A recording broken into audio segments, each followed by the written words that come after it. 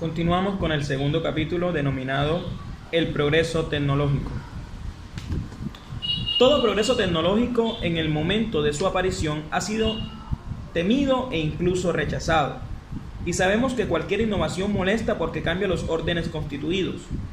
Pero no podemos ni debemos generalizar. El invento más protestado fue históricamente el de la máquina industrial.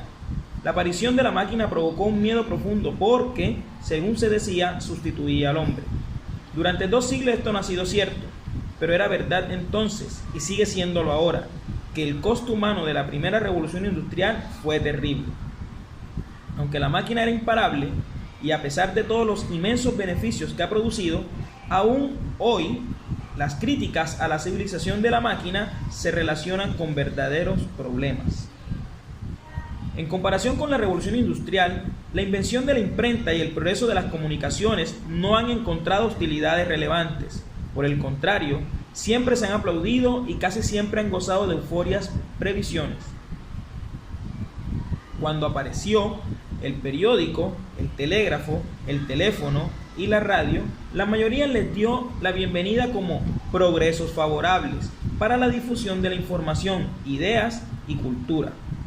En este contexto, las objeciones y los temores no han atacado a los instrumentos, sino a su contenido.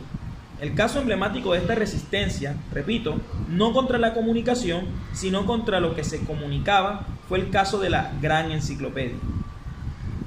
La Enciclopedia de Diderot fue prohibida e incluida en el índice en 1759. Con el argumento de que escondía una conspiración para destruir la religión y debilitar la autoridad del Estado. El Papa Clemente XII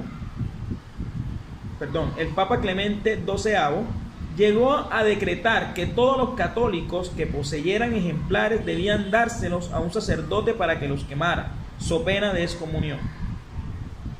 Pero a pesar de esta excomunión y del gran tamaño y el coste de la obra, se imprimieron entre 1751 y 1789 cerca de 24.000 copias de la enciclopedia, un número realmente colosal para la época. El progreso de los ilustrados fue incontenible. Y si no debemos confundir nunca el instrumento con sus mensajes, los medios de comunicación con los contenidos que comunican. El nexo es este. Si el instrumento de la imprenta nos hubiéramos quedado sin enciclopedia y por tanto sin ilustración. Volvamos a la instrumentalización. Incluso cuando un progreso tecnológico no suscita temores importantes, todo invento da lugar a previsiones sobre sus efectos, sobre las consecuencias que producirá. No es cierto que la tecnología de las comunicaciones haya suscitado previsiones catastróficas, pero es verdad que con frecuencia nuestras previsiones no han sido muy acertadas en este sentido, pues lo que ha sucedido no estaba previsto. Tomemos el caso de la invención del telégrafo. El problema que nadie advirtió a tiempo era que el telégrafo atribuía un formidable monopolio sobre las informaciones a quienes intentaban primero los cables o instalaban primero los cables.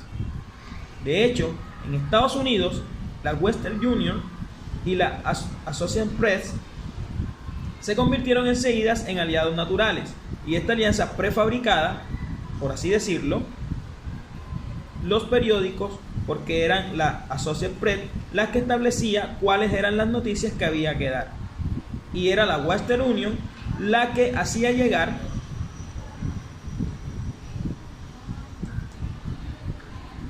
el noticiario a una velocidad increíble. De modo diligente e inesperado, este problema se resolvió por el teléfono, un cable más que, sin embargo, permitía a cada usuario comunicar lo que quería. También la radio ha tenido efectos secundarios no previstos, por ejemplo, la musicalización de nuestra vida cotidiana. Y la televisión, hemos llegado al punto importante.